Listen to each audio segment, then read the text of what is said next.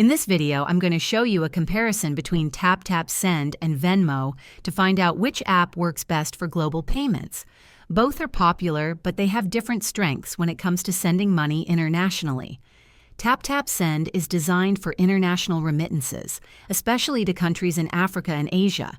It offers zero transfer fees and competitive exchange rates, making it a cost-effective option for sending money abroad.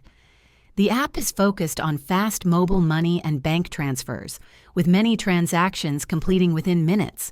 Venmo, while widely used in the U.S. for domestic transfers, doesn't support international payments in the same way.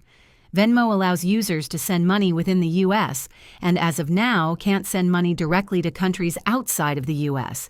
Venmo also lacks mobile wallet options for international transfers, making it less flexible than TapTap Send.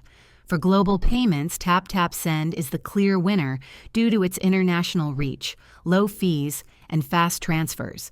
If this video helped you, please like and subscribe to the channel.